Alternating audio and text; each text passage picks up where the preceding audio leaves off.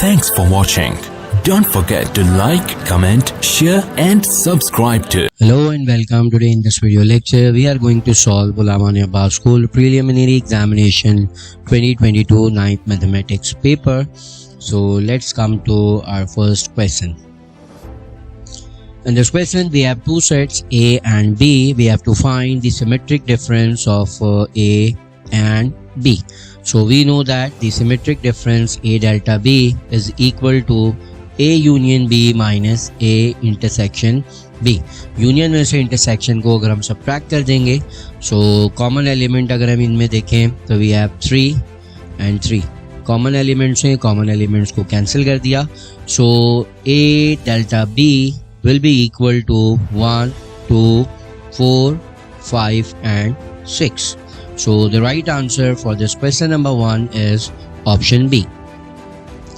Let's come to question number 2. Which of the following operation shows the shaded region in this diagram? तो इस diagram के अंदर जो shaded region है, that is ये जो रेक्टेंगल है यूनिवर्सल सेट का, वो कम्प्लीटली शेडेड है और हमें बताना है कि कौन सा ऑपरेशन इस शेडेड रीजन को रिप्रेजेंट कर रहा है. So the right answer for this question is option B, जिसमें हम अगर यूनिवर्सल में से सेट ए को माइनस करें और अगेन यूनियन ले लें विद ए, तो हमारा जो रिजल्ट आएगा वो कुछ उसी तरह होगा जो कि हमारा डायग्राम के अंदर शेडेड रीजन रिप्रेजेंट कर रहा है. So the correct answer is option B.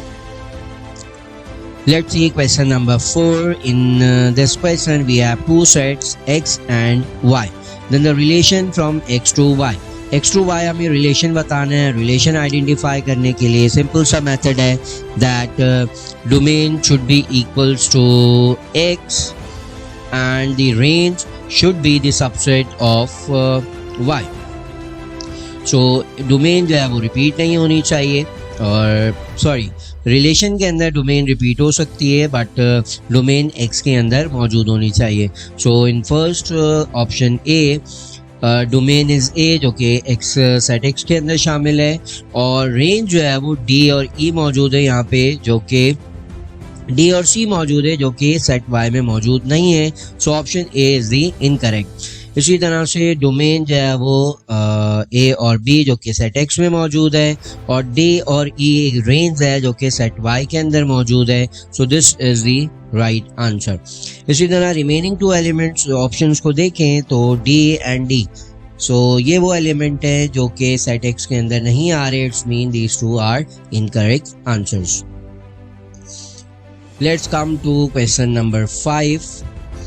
The following diagram shows the flavor ice cream liked by the school children. How many children like the chocolate flavor? Chocolate flavour जो है वो कितने students को पसंद है?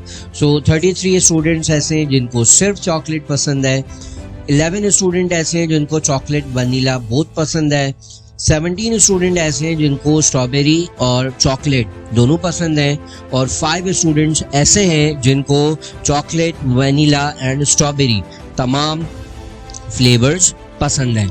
सो चॉकलेट लाइक करने वाले students ये चारों कैटेगरी के अंदर लाइक कर रहे हैं. सो अगर हम इन चारों को ऐड कर दें 33 plus 11 plus 17 plus 5, so we will get 66. So the right answer for this question will be option C. Then let's see question number 3. If A and B are these two sets, which of the following is not a function?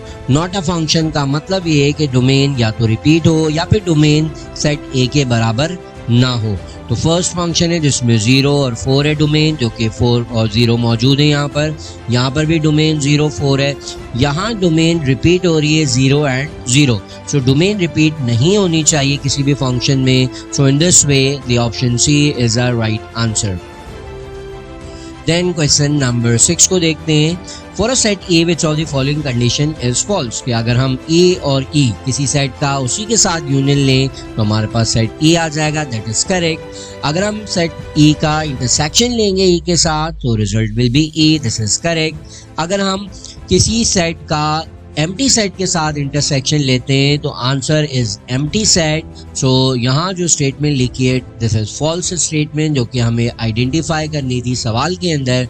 So option D is the right answer. Now let's come to the next questions. The given diagram represents a function, one function, correspondence, or an onto function. So this image diagram shows that कि यहाँ जो domain है वो इस set के अंदर मौजूद होगी और रेंज जो है वो ये सेकंड सेट है जिसके अंदर we can see that C is left. So according to the definition of a function ये function नहीं होगा. So option 1 is incorrect, option 3 is incorrect because ये function को बता रहे हैं जबकि this is only a 1-1 correspondence जिसका मतलब है कि function हो या ना हो ऐसा relation जिसमें domain और range repeat ना हो रही हो तो उसको 1-1 correspondence कहते हैं. So correct answer हमारा होगा 2 only, that is 1-1 correspondence. Then question number 13 solve करते हैं जिसमें हमें y की वैल्यू मालूम करनी है. सो कुछ इस तरह से हमने इसे सॉल्व किया. इस एक्सप्रेशन को हमने सिंगल लॉग में कन्वर्ट किया, पॉजिटिव लॉग न्यूमरेटर में, नेगेटिव लॉग डिनोमिनेटर में. देन लॉग और लॉग कैंसिल करके y की जो वैल्यू हमने फाइंड आउट की है it is 4. Option D is the right answer. Then question 14 में हमारे पास एक लोगैरिथमिक एक्सप्रेशन मौजूद है log of n to the base a equals to x. इसकी अगर हम एक्सपोनेंशियल फॉर्म करें सो a यहाँ पर बेस बन जाएगा. This base will come into exponent and log will be remove from the left hand side. So n will be equals to a raise to the power x. So option B is our right answer. Next is question number 15 जिसमें हमारे पास A B की value given है 0.5 and a plus B whole square हमें मालूम करना है. तो कुछ इस तरह से हमने फॉर्मूला अप्लाई किया. a plus B whole square is a square plus B square plus 2ab. A B की जगह हमने सब्स्टिट्यूट कर दिया 0.5 और 2 को मल्टीप्लाई किया, result is 1. So a plus B whole square equals a square plus B square plus 1. So option B is the right answer. Then question number 8 को देखते हैं. From any set the B intersection B whole complement. So अगर हम B और B का intersection लेंगे तो हमारा जो रिजल्ट आएगा वो आ जाएगा बी. और B intersection B is equal to B. और अगर हम इस रिजल्ट का कॉम्प्लीमेंट लेंगे universal set minus B. So हमारा कुछ रिजल्ट इस तरह से हो जाएगा universal minus B that is equals to B complement. So option B is the right answer. Then see question number 16 and x is equals to square root 25 and हमें x minus 2 whole square plus 8 की value find out करनी है. So root 25 is equals to 5 तो हम x की जगह पे 5 put कर देते हैं. 5 minus 2 whole square plus 8. So this will become 3 square plus 8 and 9 plus 8. So result हमारा हो जाएगा 17. Option C is the right answer. Then question number 17 को solve करें. 4th root of 81 multiplied by square root of 25. तो इसको simplify कुछ इस तरह से कर सकते हैं that 3 raised to the power 4 4th root and square root of 25 is 5. So ये कैंसिल हो जाएंगे. 3 multiplied by 5 so the result would be 15, that is our option B. Question number 9. If A and B are these two sets and f is equals to this function and we have to identify that which of the following is a type of function is given. So as we can see range के अंदर कोई repetition नहीं हो रही and domain भी जो है वो रिपीट नहीं हो रही. It's mean this is a function. और रेंज में कोई रिपीटेशन नहीं है. It's mean this is a 1-1 function. Let's come to our next question that are question number 18. So question number 18 को जिस तरह से कि हमें उसको सिंप्लीफाई करना है तो सिंप्लीफाई करने के लिए ये होल पावर्स कैंसिल हो जाएंगी और साथ साथ 6 1 is 6 and 6 2s are 12. So cancellation करने के बाद अगर हम न्यूमरेटर 2 और 2a4 को मल्टीप्लाई करेंगे so our result will be 4a4. So option B is the right answer. Then question number 10 को देखें. देन क्वेश्चन नंबर 10 को देखते हैं, जिसमें हमारे पास 1/2 equals to log x to the base 6 मौजूद है, जिसमें हमने एक्सपोनेंशियल फॉर्म में कन्वर्ट किया और एक्सपोनेंशियल फॉर्म में कन्वर्ट करने के बाद स्क्वायरिंग कर दी both side, so our results become x equals 36। Option D हमारा राइट आंसर है। इसी तरह क्वेश्चन नंबर 11 में जब हमने इस एक्सप्रेशन को सिंप्लीफाई किया इनटू ऑर्डिनरी फॉर्म और स्टैंडर्ड फॉर्म, तो हमारा रिजल्ट आया 0.0012, that is in option B. Question number 19 में ए और बी की वैल्यूज गिवन है और हमें मालूम करना है a plus B into A minus B. तो उसके लिए हमने ये फॉर्मूला अप्लाई कर दिया, A square minus B square. A और बी की वैल्यूज को पुट करके जब हमने स्क्वायर लिया तो कैंसिलेशन के बाद रिजल्ट आया 0, so our correct option becomes option B. Question number 12 में log 2 की वैल्यू गिवन है और हमें log 16 मालूम करना है, तो हमने log 16 को ब्रेक कर दिया 2 raise to the power 4। Power 4 coefficient में आ जाती है जब log पे, तो हमारे पास बन गया 4 log 2 और 4 log 2 में log 2 की वैल्यू सब्स्टिट्यूट की और 4 से मल्टीप्लाई करने के बाद हमारा रिजल्ट आया 1.204। देन क्वेश्चन नंबर 20 को देखते हैं, जिसमें हमारे पास ये एक्सप्रेशन मौजूद है जिसकी वैल्यू फाइंड आउट करनी है। सो 3 एंड 33 लाइक टर्म्स हैं, रिजल्ट 36 हो गया और √3 और -33 √3 लाइक टर्म्स हैं, तो इसको सॉल्व किया हमारे पास रिजल्ट आ गया -32 √3, that is in our option C. Question number 27 में इसे हमें फैक्टराइज करना था, तो फैक्टराइज करने के लिए हमने पेयरिंग कर दी, या फर्स्ट पेयर में से x कॉमन लिया, रिमेनिंग बचा x प्लस वाई, और सेकंड पेयर में से हमने 8 कॉमन लिया, रिमेनिंग बचा x plus y. So the factors are x plus y and x plus 8। Option A is the right answer. Then question number 28 में हमने a square over b square minus 2 plus B square over a square पे हमने perfect square का formula apply किया है, that is equal to a over b minus b over a whole square. Option A is the right answer. Then question number 21 में हमारे पास a minus b whole square given है, 4ab given है और हमें find out करना है a plus B whole square की वैल्यू। तो हमने ये फॉर्मूला अप्लाई किया, a plus B whole square minus a minus b whole square equals 4ab।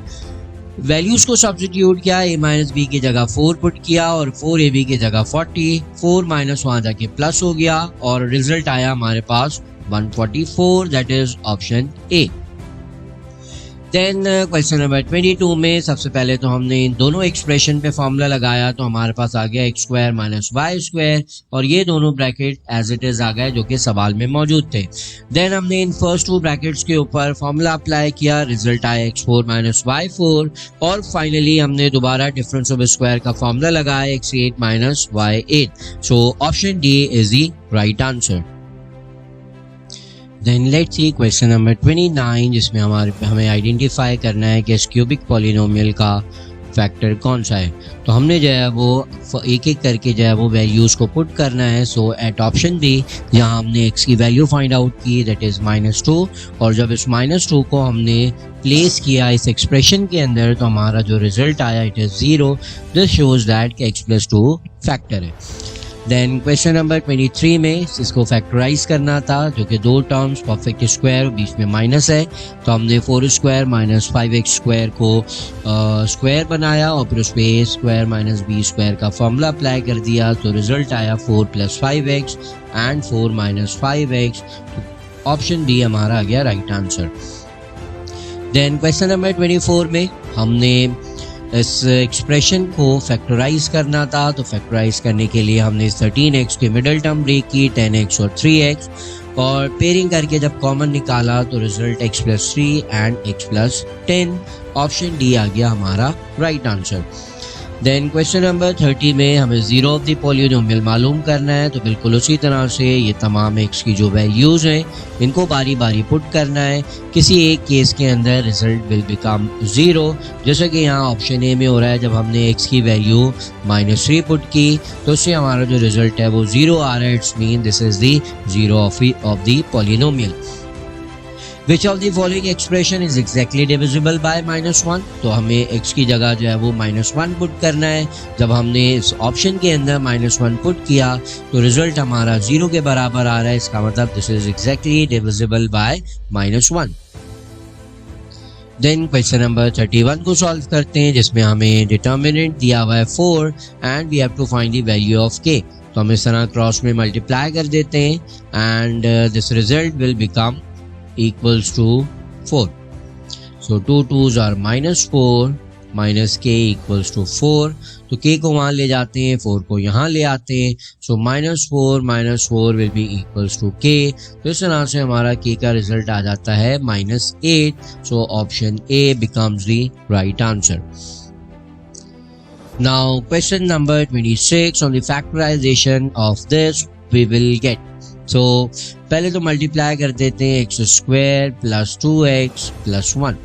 तो जो कि हमारे पास एक परफेक्ट स्क्वायर का फॉर्मूला बन रहा है x² plus 2x and 1 plus 1 square.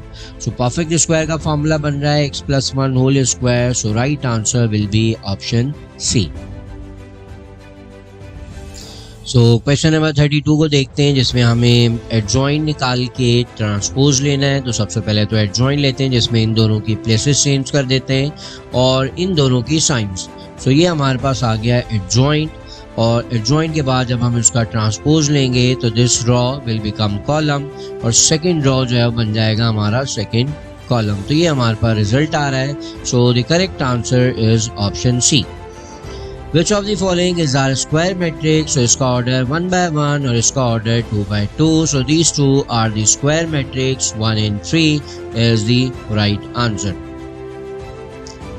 Then let's come to our next question जिसमें हमें 37 में इस मैट्रिक्स की वैल्यू फाइंड आउट करनी है. तो ये जो मैट्रिक्स हमारे पास है इस पूरे को हम इक्वेशन की दूसरी साइड ले जाकर सब्ट्रैक्ट कर देते हैं.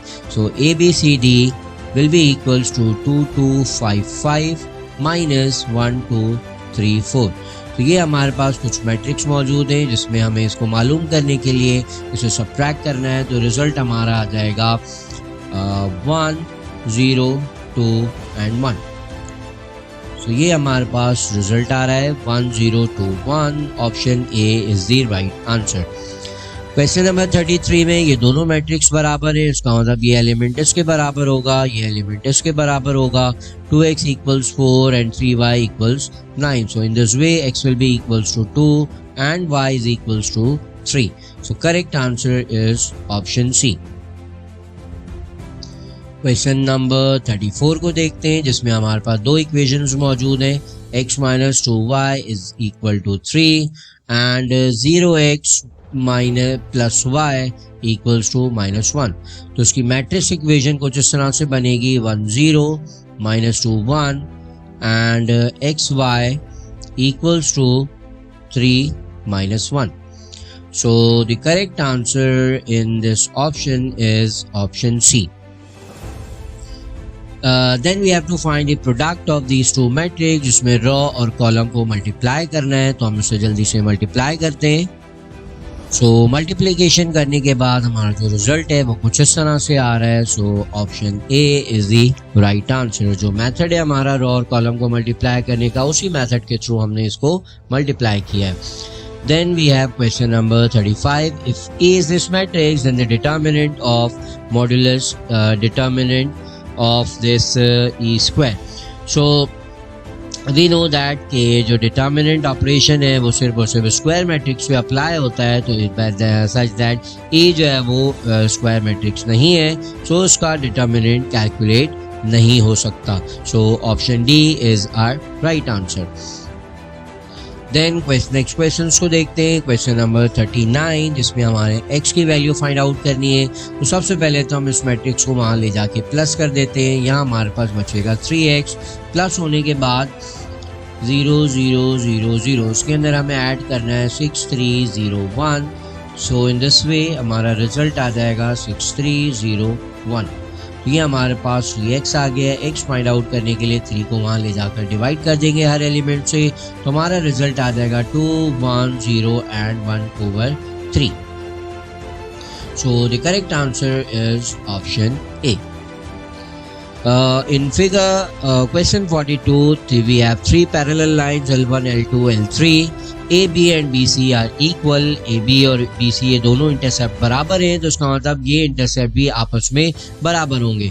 If EF is equals to 4, it's mean ये भी 4 के बराबर होगा और हमें मालूम करना है DF की वैल्यू. सो DF यहाँ से लेकर यहाँ तक ये कंप्लीट हो जाएगा 8 सेंटीमीटर का. Option D will be our right answer. Question number 40 को देखें तो 40 के अंदर हमें क्या करना है, हमें मालूम करनी है f की वैल्यू 4 टाइम्स f. तो सच के लिए हमें सबसे पहले तो f मालूम करना पड़ेगा और f according to this given diagram f जो है वो z के सामने है, तो यहाँ z के सामने एंगल c आ रहा है. इट्स मीन c और f दोनों आपस में बराबर है. तो c निकालने के लिए हम 45 और 60 को 180 में से सब्ट्रैक्ट कर देते हैं. सो 180 माइनस 45 माइनस 60 इक्वल 75. तो ये एंगल हमारे पास आ गया 75. तो इसका मतलब है f भी 75 के बराबर होगा. हमें मालूम करना है 4 times 75. So this will be equals to 300 degree. So correct answer is option A. Question number 43 को देखते चलें, जिसमें हमारे पास मीडियंस ड्रॉ हुए में और मीडियंस के दरमियान हमें रिलेशन बताना है. That if I the centroid, इसका मतलब है कि जो आर आई की वैल्यू है it is half of the I G और IG is equals to half of RI. और ये एक्सप्रेशन को इस तरह से भी रिप्रेजेंट कर सकते हैं कि RI is equals to 2 times IG. So let's see the correct answer. IG is equals to half of RI. So option C is the right answer. Then question number 41 को देखते हैं. इन दिस क्वेश्चन हमारे पास हमें मालूम करना है angle T, जो कि यहाँ एंगल D और A के थ्रू हम मालूम करेंगे. और कॉन्ग्रुएंसी के स्टेटमेंट के अकॉर्डिंग एंगल A और एंगल D ये दोनों आपस में बराबर हैं. So 30 is equals to 45 minus 3T. So in this way 3T will be equals to 15 and T will be equals to 5. Option A is the right answer. D, E, F and G are the midpoints of these side. इसका मतलब अगर ये mid point है तो यहाँ से यहाँ तक और यहाँ से यहाँ तक ये पूरी साइड बराबर होगी. इसी तरह से this A is the midpoint, तो C से E तक और E से B तक ये दोनों बराबर होंगे. और अकॉर्डिंग टू थ्योरम ये लाइन इसके पैरेलल होगी and it will be equal to half of this. इसी तरह से अगर F और G भी मिड पॉइंट है तो ये वाली लाइन इसका हाफ होगी. So it will become x/4. So the correct answer is option D. Then see question number 45. If the perimeter of the given parallelogram is 30, तो इसका मतलब है कि हमें BC मालूम करना है. तो ये वाली साइड भी 10 होगी और पेरीमीटर का मतलब होता है सम ऑफ ऑल दी साइड. तो अगर ये 10 और 10 है सो this will B 5 and 5, so that the sum equals 30 centimetre. So option A यहाँ से हमारा करेक्ट आंसर आ जाएगा. क्वेश्चन नंबर 48 में XY जो है वो एक लाइन है जो कि AB को परपेंडिकुलरली बाइसेक्ट कर रही है. तो दिस मीन्स दैट ये दोनों सेगमेंट्स आपस में बराबर होंगे. अगर AB की लेंथ सवाल में गिवन है A के बराबर तो OA जो है वो इसका हाफ हो जाएगा. So the correct answer is option B A/2. Then we have question 46, जिसमें हमारे पास एक एंगल बाइसेक्टर बना हुआ है. OX is the angle bisector और PQ की वैल्यू गिवन है 3. सो अगर ये एंगल बाइसेक्टर पे लाई कर रहा है पॉइंट P, इट्स मीन ये भी 3 सेंटीमीटर के बराबर होगा. और हमें मालूम करना है 3PR प्लस 4PQ. PR और PQ इन दोनों की वैल्यू जो है वो 3 सेंटीमीटर है. तो इसको हम सॉल्व करते हैं. 4 into 3, तो 9 plus 12 will be equals to 21. Option D is the right answer. Question number 49 को अगर हम देखें, EF is the right bisector, इसका मतलब ये दोनों साइड्स बराबर होंगी और इस पॉइंट का डिस्टेंस यहाँ से बराबर होगा. So in this way this triangle ABC becomes an Isosceles triangle. Similarly, point D also lie on the right bisector. तो ये दोनों distance भी आपस में बराबर होंगे. So this makes triangle DBC also an isosceles triangle. Option B becomes the right answer. Then let's see question number 47. For the triangle, which of the following statement is true? So from the given triangle, we can see that one side is 6 and the other side is 2. So angle opposite to 6 is angle G and angle opposite to 2 centimeter is E. This shows that के angle G बड़ा होगा, angle E छोटा होगा. So option B is the right answer that says that G is greater than E. Then let's see question number 50. ABC is an equilateral triangle. BC is extended so that angle CAD is 25. So यहाँ angle 25 form हो रहा है. हमें मालूम करना है ADC जो कि ये वाला एंगल है. हमें पता है कि अगर तीनों साइड्स बराबर हैं तो यहाँ जो एंगल्स बनेंगे वो भी बराबर होंगे. दिस इज 60 और यहाँ से हमारे पास एंगल आ जाएगा 120 डिग्री बिकॉज स्ट्रेट लाइन के ऊपर एंगल लाई कर रहे हैं. एक्स मालूम करने के लिए 180 में से रिमेनिंग टू एंगल्स को माइनस कर देते हैं. 180 minus 120 and 25. So result becomes 35. So यहाँ x की वैल्यू आ रही है 35. Correct answer is option B. Thanks for watching. Don't forget to like, comment, share and subscribe to